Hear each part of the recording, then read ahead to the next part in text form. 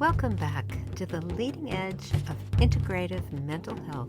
I'm your host, Lisa Dale Miller. You can subscribe and stream The Groundless Ground on Apple Podcasts, Spotify, Pandora, Stitcher, Google Podcast, Amazon Music, TuneIn, and YouTube. And of course, find out more at groundlessground.com. Psychologist, researcher, and executive Cassandra Vieten and I dialogue about a wide range of interventions that can shift the current mental health crisis into a mental health renaissance. Cassie's many years of offering patients empirically based mind-body tools for sustainable transformation has taken place at several renowned academic medical institutions and greatly contributed to psychology's integration of embodied, spiritually oriented interventions for human flourishing. And those include meditation, qigong, tai chi, being in nature, adding ritual, spiritual exploration, and most recently, psychedelics. This is a jam-packed episode full of practical information for health professionals seeking easy ways to facilitate patient well-being and flourishing. Cassie, thank you so much for agreeing to have a conversation with me. You're welcome. It's a pleasure to be here. Well, you gave this absolutely fantastic TED Talk. I'm not flattering you. It was so on point for everything I think you and I have been doing in our work with patients for years. You know, my listening audience likes to know who I'm talking to, and you have such an interesting history professionally. So can you just say a little bit about your journey and how you landed where you are now? Sure. Thanks, Lisa. And it's been great to kind of work in parallel with you over so many years now and to watch where you're going and the work that you've been doing. My background, I talk a little bit about it in the TEDx talk. I was raised by a scientist on the one hand, my dad, biologist, someone who up until just very recently taught biochemistry and helped to develop the medical school at one of the University of California's. So that was a huge influence in my life, like that scientific perspective. And we used to do things like go get water from the pond and put it under microscopes, look through telescopes at night. And so there was this real like awe and wonder in exploring the natural world. And then my mom was a high school counselor and a therapist throughout my life. They divorced when I was about 9, and they both remarried people who were very well matched for them. So I really feel like I have 4 parents, but it did kind of leave in me this sort of, okay, one perspective is this very scientific, beautiful, yet materialistic and reductionistic perspective, while the other is this very inner world, interiority and subjectivity and symbolism, feminist spirituality. And so I really wove those two things together throughout my career. Now, when I was a teenager, like many members of my family and my ancestry, I started to have really, really big emotions and really distressing kinds of thinking patterns. Went into sort of a dark place. Lots of self-criticism, lots of insecurity, lots of worry and anxiety and depressive thinking. I mean, at the same time, I was playing soccer, I was in the choir. I really loved academics and school and things like that. It was more like interpersonally and behaviorally, I was, oh my God, I don't know what to do. It was internal mental narrative that was just so difficult to live with. Shortly after I started feeling that way, I found drugs and alcohol. Wow, this really works. Like, really works to silence that insecurity and those inner kind of turmoil. And I think that's really what I believe about risk for addiction is that people have two things. One is they have that hyper self-criticism or overly active minds and really big reactivity and feelings. And also for those people, it just happens to work particularly well to have these chemicals come in and silence the inner voice. Unfortunately, though, alcohol and drugs are not a sustainable solution. They're addictive and toxic and make bad things happen. And so relatively quickly, I shot to the bottom and got clean and sober when I was like 17 and started to pursue how do we help people who experienced these kinds of things. And so went to school for psychology, got captivated by mindfulness and meditation because it was the first time I had ever heard anyone say, hey, this is the nature of life, is that life is kind of suffering. There's a lot of suffering. And when you get super attached to things you don't want not happening and things you do want to happen, that causes a lot of suffering. And when I started to learn about Buddhism, I was like, that is true. So I went to the California Institute of Integral Studies that brought together Eastern philosophy, Buddhist psychology, Western psychology, and some, indigenous wisdom and women's spirituality. It was the perfect place for me to go. I loved it so much. I pursued becoming a therapist.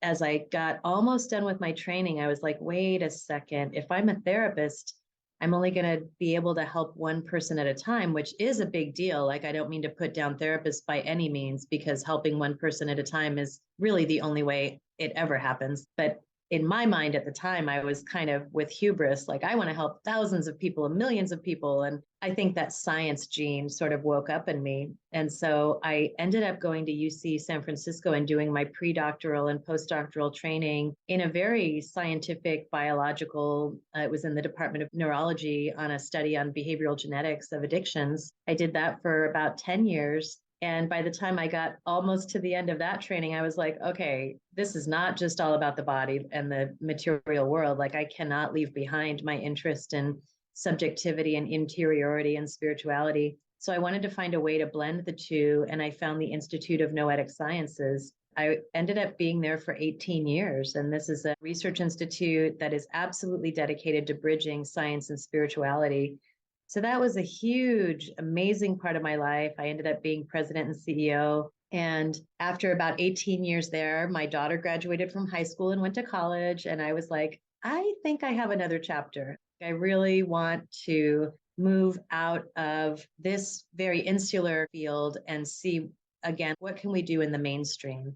So now I've landed at UC San Diego at the Arthur C. Clarke Center for Human Imagination, the Center for Mindfulness, and the Psychedelics and Health Research Initiative. And so this combination of mindfulness, imagination, and psychedelics is the culmination of everything that I've been working towards. And I'm just having a wonderful time here. So that's the long version of my background. It's so beautiful. As my mother once said to me, the world finally caught up to you.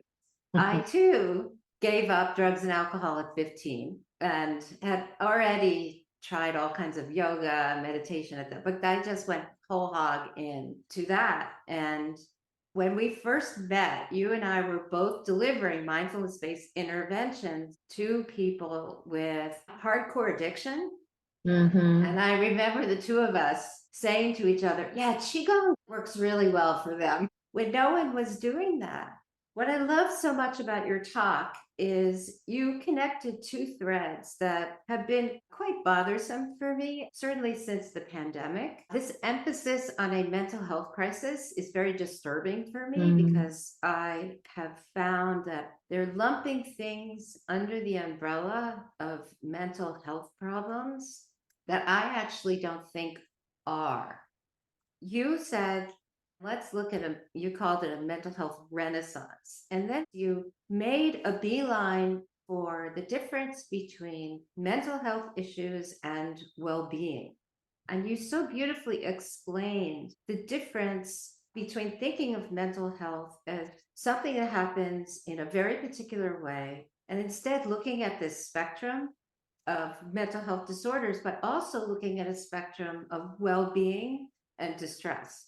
This has been a real game changer in my thinking. And in addition to being at UC San Diego, I also have been directing the John W. Brick Mental Health Foundation, which was founded by Victor and Lynn Brick, who are owners of Ohana Growth Partners, which own about 80 Planet Fitness gyms. And so they are both fitness pioneers and health and well-being pioneers. And Victor's brother, John, suffered from schizophrenia for his entire life and eventually died of complications of schizophrenia. And what Victor and Lynn noticed was that throughout his entire life, all of his treatment, he never was once offered a whole person plan. It was all sort of very old school psychotherapy, medication, institutionalization over and over and over again, which all is necessary sometimes. And I have done all three. I really am grateful for the existence of these things and think they should be accessible to everyone with or without insurance. However, there's so much more to mental health and well-being than that crisis care, that stabilization. And one of the things I said in the talk was stabilization is not the end, it's the beginning. So, yeah, we get people stabilized, but then what do? We really need to change the way we think about mental health.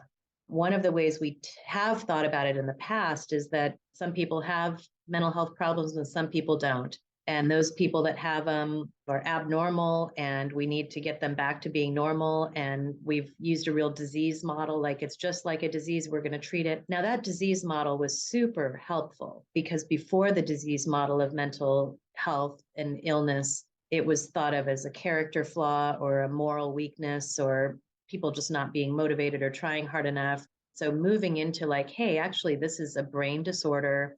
It's not a moral weakness was a good thing. And let's start to look at targets for drugs and treat it like any other illness and cover it by insurance. That was all good, but I think it has been too narrow of a focus. So now only in the brain and only this very small proportion of the population have these diseases. They can be cured if we can just surgically extract that part of their brain or deactivate it. This is probably not true. So the new way of looking at it is that mental illness is on a spectrum, and I prefer to think of it as mental health symptoms on a spectrum, from high symptoms to low symptoms. But we all live on that spectrum. It's not like there are special people who have mental health symptoms. We all live on that spectrum, whether it's a tendency to have very few symptoms to a tendency to have a lot of symptoms. But most of us live somewhere in the middle where we have anxiety sometimes or anxious thoughts and nervousness and, depressive ways of being, substance abuse, anger, and disengagement. And that's not the only spectrum, though, because there's a different spectrum. So we think about those symptoms on the horizontal spectrum from high to low, but there's a different spectrum of well-being. And that's, you could say, on the vertical spectrum, where the highest part of that spectrum is thriving, connection, engagement with life, relationships, purpose, meaning, hope, creativity, approaching life with a sense of wonder and humility and gratitude and forgiveness. Now, you can do all those things and have mental health symptoms. You can do all of those things and have even a high level of mental health symptoms if you're engaging in a variety of practices that allow you to learn to navigate the symptoms. On the other hand, at the bottom of that vertical spectrum is loneliness, disengagement, alienation, no sense of purpose, no real sense of direction or meaning, not feeling connected to anyone or anything, superficiality, prioritizing money, acquisition, things over love, beauty, justice, peace. These are all not traditionally thought of as mental health problems, but they are a form of languishing. So at the top, you have flourishing, at the bottom, you have languishing. And even people without conventional mental health symptoms can be languishing. And I think a lot of our society is. And so we've got to address both. What are some methods that we can use to help people move up and down the scale of symptoms, hopefully reducing their symptoms, but also regardless of symptoms, how can we help people move up the scale towards flourishing, even in the face of symptoms? So that's the kind of one aspect of the mental health renaissance, or the new way of looking at it. I really love this framing because it points to what I feel has been a blind spot or a major deficit in our framing of psychology in general, at least in the West. Many of the things you described in the category of languishing are actually characteristics of individuals who live in sick societies and certainly live in a cultural milieu in which the internal world and the collective world of connection, meaning, ritual, some sense of having a place in your community and the community being important, maybe more important than you. This is all missing for us. A lot of what people are pointing to as mental health issues, at least for me, seems like a tremendous deficit in the way we're conducting our societal values at this point. Yeah, mental health and well-being is not above the neck. It's in the whole body. And there are so many hormones and gut health and movement and nutrition and all of the things we do with our whole bodies feed into our mental health. But it goes far beyond that. It's the settings we live in. It's in our environments, our neighborhoods, our communities, our world. When our neighborhoods and communities are not well, and our world is actually not well environmentally. There's a lot of people beginning to look at the connection between climate change and mental health, social justice and mental well-being, especially for Black and Indigenous people of color living in a world of oppression and racism throughout their lifetimes without a sense of safety, with a constant undercurrent of threat. That is not them having a mental health issue. That is society being not well. And so you really can't separate the mental well-being of individuals from the mental well-being of society. And yet our profession has actually done this. The pathologizing of, even recent movements towards, let's call it psychological neurodiversity, is great. There's a little bit of movement to saying, okay, maybe not every child should be able to sit at a desk for 6.5 hours a day inside. Maybe that's not all them. Maybe that's a crazy idea. And we know for sure that not all kids are meant to do that. Another big movement in the mental health renaissance, or the mental well-being renaissance, is, can we start thinking about these things as psychological neurodiversity, that there are various strengths and there are tendencies that people have. And if we can create environments that support that. Now, this is not romanticizing mental health and well-being. There are people who have mental health disorders, but the vast majority of people, you can make a huge difference by changing the amount that they move, how they eat, what the activities are of each day, spending time in nature, spending time with animals, focusing on purpose and meaning, adding creativity and play, and more spiritual practices, all meditation and contemplation, rest and rejuvenation.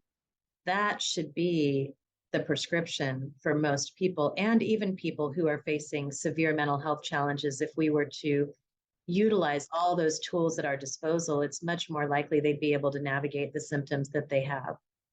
Absolutely. For them, mostly. In some ways, you get a bigger bang for the buck.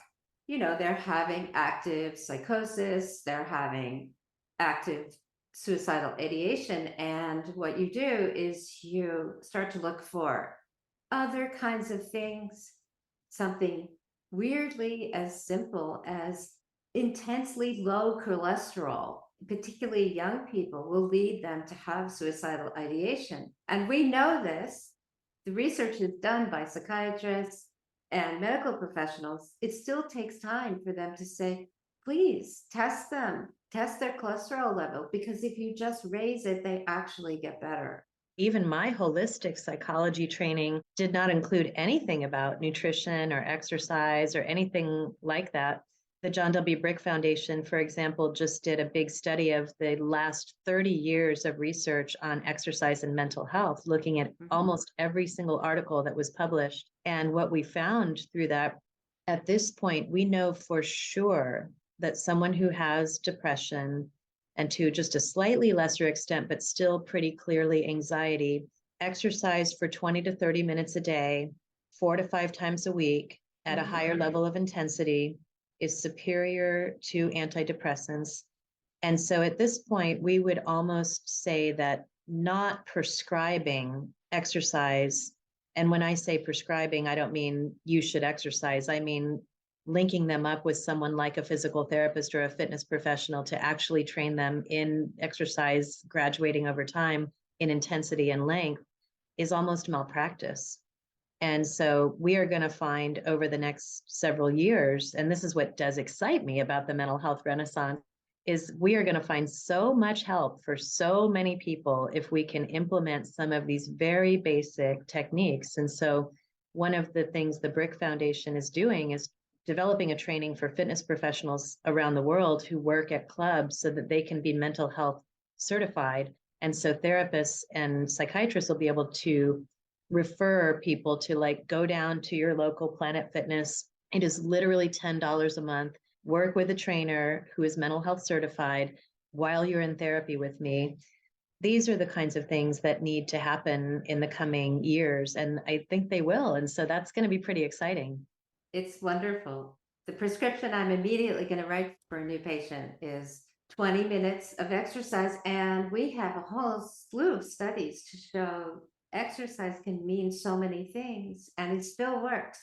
Walk every day. You don't need a gym to get yourself out and walk every day. It Yeah. can mean working in your garden for 30 minutes. It can mean a lot of things. It's movement. Actually, the top two exercise methods that reduced depression symptoms the most were cycling and sports because they include being outdoors, being in the sunshine, and in sports, being with other people. So they combine some of the other things we know were. I want to be clear, I don't think these things are easy. You know, a lot of people who feel depressed would have trouble making it to the mailbox. It's not going to be about giving people a list of New Year's resolutions that they should follow. It's going to be about actually treating them. But if you look at the relative cost of some of these more holistic interventions, to let's say one visit to an emergency room with a panic attack, or one night or 2 nights in a hospital with a massive depressive episode, costs as much as a year of 5 of these treatments. So at the Center for Mindfulness at UCSD, unfortunately, there's still no insurance coverage for mindfulness-based stress reduction, despite thousands of articles showing reductions in depression, anxiety, and a multitude of other ailments, pain. That needs to change immediately. It's so inexpensive in comparison to not treating it. You and I have been beating this drum for how many years?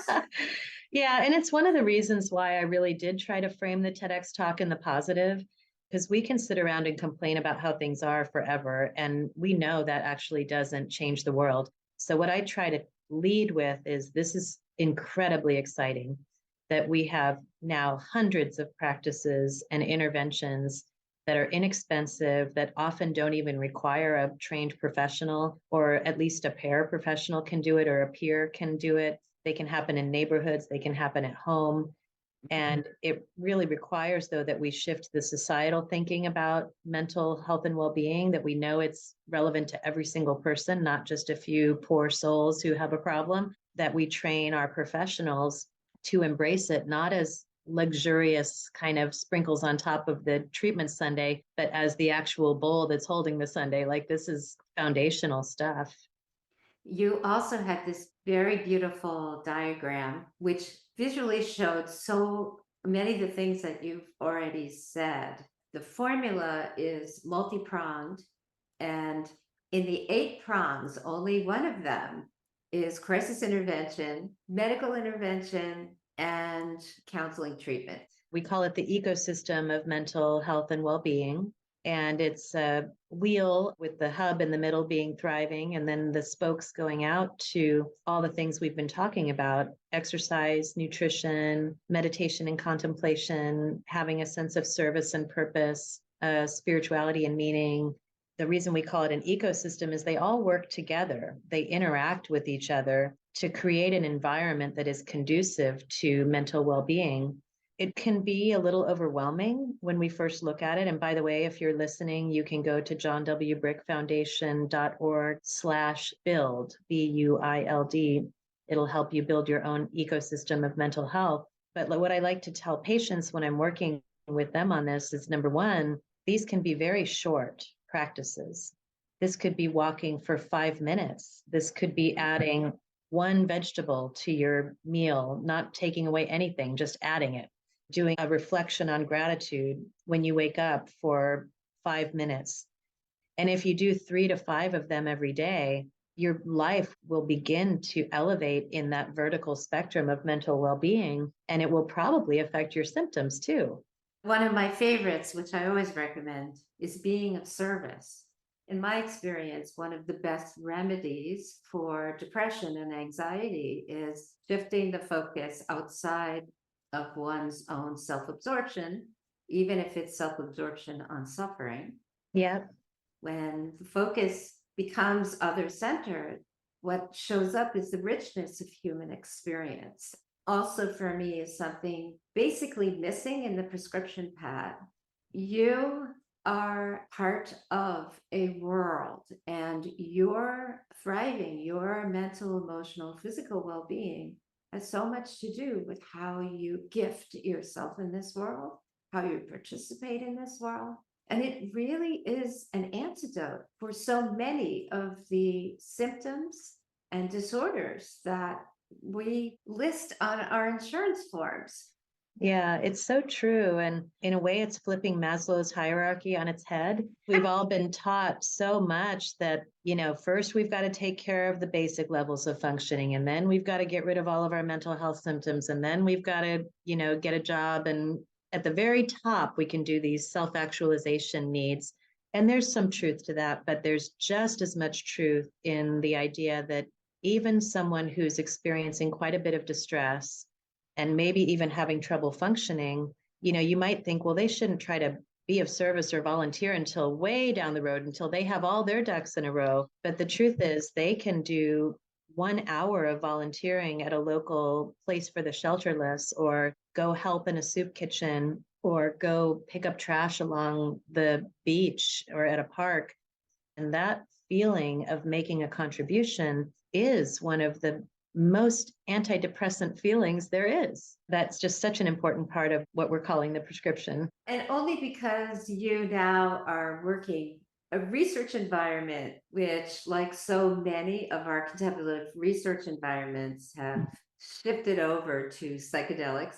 I will precede my question about this by saying, I think the conversation you and I have been having so far is a very good case for why they are not necessary.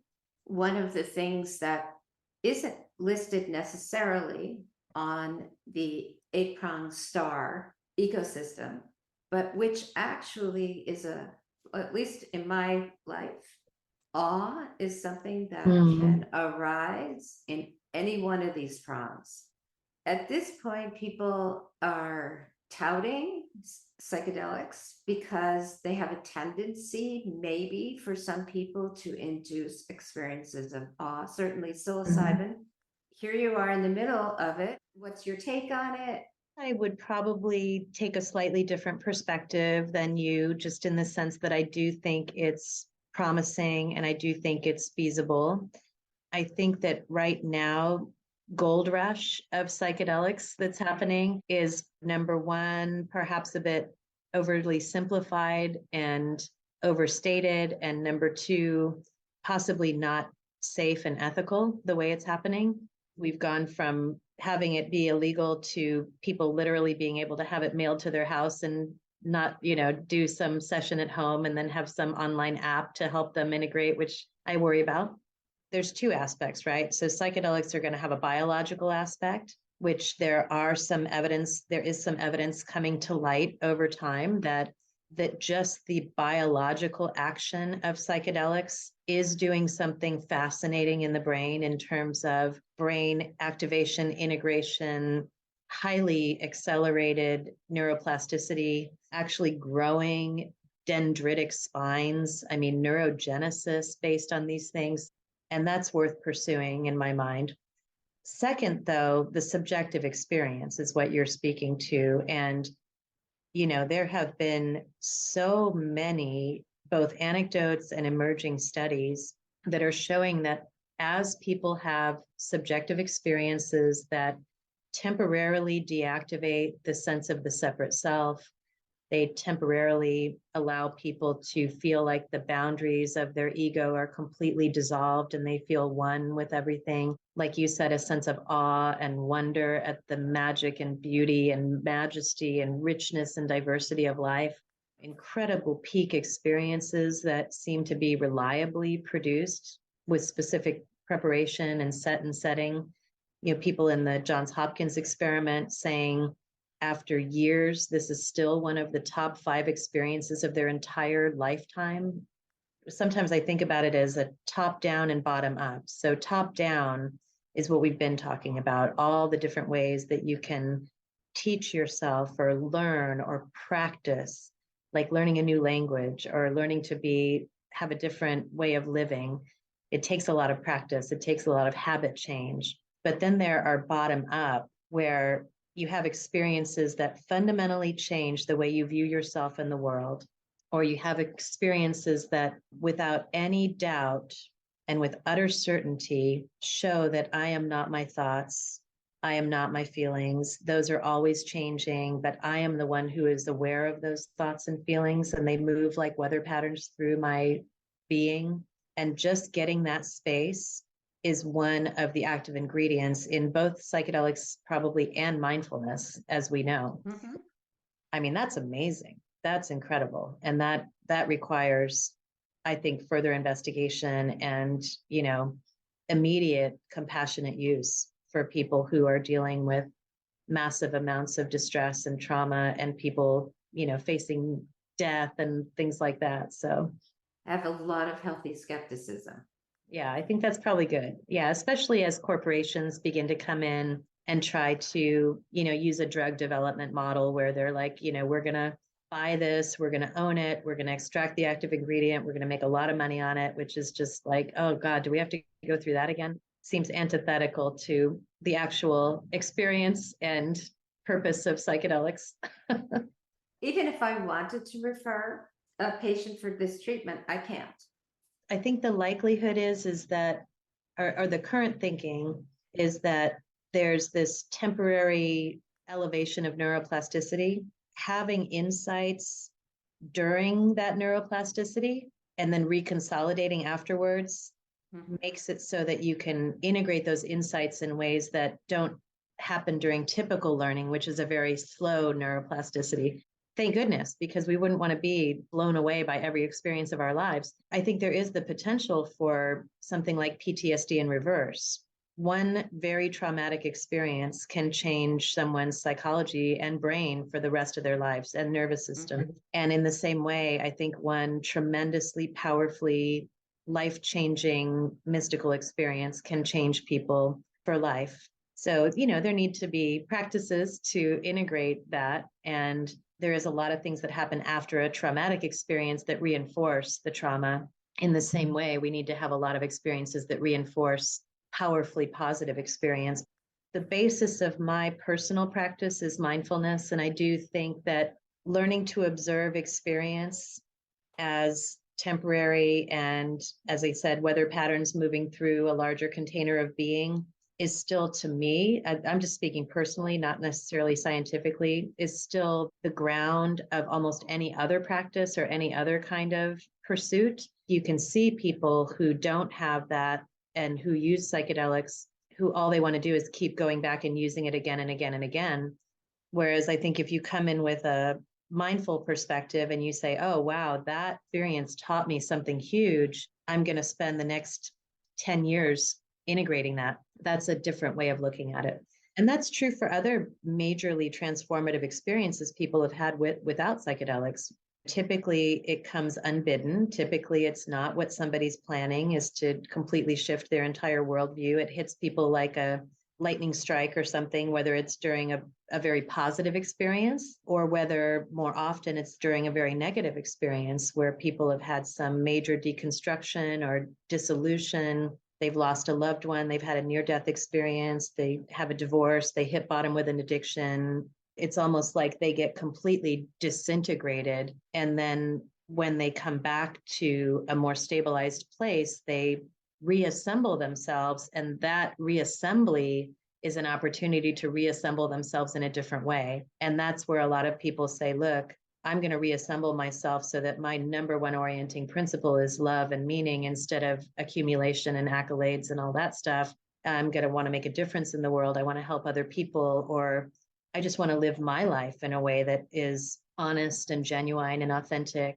Those transformative experiences have happened through millennia, and there hasn't been a strong science of them. And so a whole thread of my scientific career and the Institute of Noetic Sciences has been looking into those and seeing, is it possible to provide the conditions that make those more likely? And only one of those conditions might be psychedelics with the right set and setting. But there are hundreds of other conditions, holotropic breath work and meditation and spiritual practice, Qigong, Tai Chi, prayer, travel, being in nature. There's hundreds of them. We know some of the things that make those experiences more likely to cause positive change. Having a sense of community, having an actual community that you connect with, having a daily mind body practice that helps to integrate mind and body and spirit, because we tend to, even when we have a powerful experience, we tend to regress back to the pre-existing categories and conditioning and programming. So we're programmed to forget. And so we have to reprogram ourselves to remember who we are, why we're here. And that reprogramming takes a lot. Having things in your environment, a little Buddha on your dashboard, which I used to think was superficial and spiritual materialism. And now I'm like, oh no, those are there to help you remember who the heck you are and why you're here. And even something as mundane can be the most transformative experience. Like, for instance, in homage to my dear friend, Judd Brewer, the first time a longtime smoker actually just fully attends to the taste of their cigarette, and they have this massive full body disgust reaction, that is enough to make them never smoke again. Yeah, just bringing awareness is like such a huge, important first step. And that's really what the 12-step programs discovered. And that's what that first step that people talk about, they call it powerlessness and acceptance. But really what it means is becoming 1,000,000% aware of, oh my God, this is really not working. And I cannot get myself out of it by thinking about it. And that's the moment of change. And that's the moment of change for a lot of other things besides addiction. Like, this is not working. And I don't know how to get out of it. And I need to learn more or connect with a teacher, connect with a community, find a new narrative. And that sends people into this seeking mode. And then eventually they find some practice or set of practices that helps them begin to live into this new way of being, and it ripples out from there. Yeah, I've been really happy to be able to do that work on the science of transformation. I do workshops still where I teach what we've learned about the art and science of transformation at Esalen and at other retreat centers. And that's really fun work. I mean, I spend most of my time in science and all of that kind of stuff, but it's really wonderful to still have opportunities here and there to just do the depth transformative work with people. And we're so fortunate, honestly, to have had you doing this work at such a high level for so long. I know you're not a household name, but there's so many things in the modern psychology world that you've contributed to in such a big way. Not just contemplation, but embodiment, the idea that there are spiritual experiences, and these spiritual experiences can be a focal point for psychological growth. Still have a long way to go, but it's exciting. Now we have a lot of evidence. There is an increasing amount of openness among people. And I certainly have moved into a place where I feel less defensive about it and more excited about it. Let me share with you these awesome things that are happening. And even when I find myself getting into fighter mode about it, like, I'm going to have to prove this. Chief of psychiatry, I'll run into, and I'll be starting my big round of making a case for mindfulness or whatever. And they're like, oh no, I'm totally in. I get it. What program do you want to do? And I'm like, wow, that's amazing. Wonderful. If you had a wish, something that could be either delivered through the NIH that would really help your research move forward even faster, what would it be? Well, I have a couple of dreams. There is not yet an integrative mental health center at any major university in the country.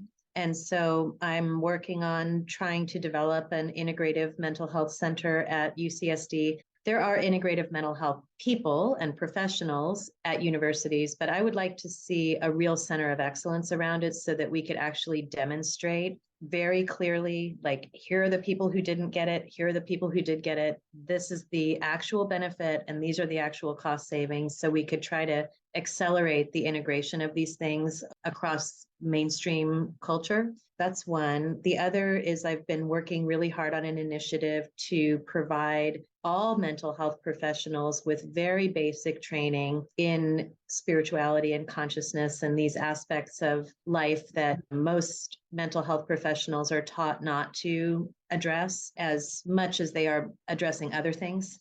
That's what I'm hoping, that we can get that out there soon, so that every single mental health professional, it just becomes the norm to ask people about their spiritual and religious strengths and experiences and backgrounds and practices, and how they view the world, how they view themselves, what they hold sacred. There's been a hesitancy to bring this into mental health professions because it kind of smacks of religion or mysticism, and people don't want to contaminate the evidence-based practice. But it actually is evidence-based. It's, there is tons of evidence for integrating these aspects of people's lives into their treatment and having it significantly be very much related to everything from lowered suicide rates to higher coping. That's another dream that I'm working hard on. So those are two things that are a little nerdy and obscure, but those are some things I'd like. And I guess the third would be insurance coverage. If we could just get all this stuff covered by insurance. If you've got a patient who's willing to do Qigong every morning, please don't make them pay for it. Cover the mindfulness training, cover all the fitness training. It's so much cheaper. One night in a hospital would pay for all of those practices for an entire year for one person. So I just hope that the Medicare and insurance companies can start to understand that it's a gift to them for the patient to even be willing to do it financially. Kaiser Permanente, my hat is off to them. They are offering Qigong, Tai Chi, yoga for free. So I don't think your wish list is weird in any way, because these are the things I do every day. And I also know that the vast majority of mental health professionals are only delivering CBT. I hope you get your wishes. Thank you. And thank you so much for having me here. Well, thank you so much. This has been absolutely wonderful. Thanks for listening to today's show. To get in touch, please visit groundlessground.com. Let's dedicate our efforts to the healing of our planet and all its inhabitants. See you next time on the Groundless Ground.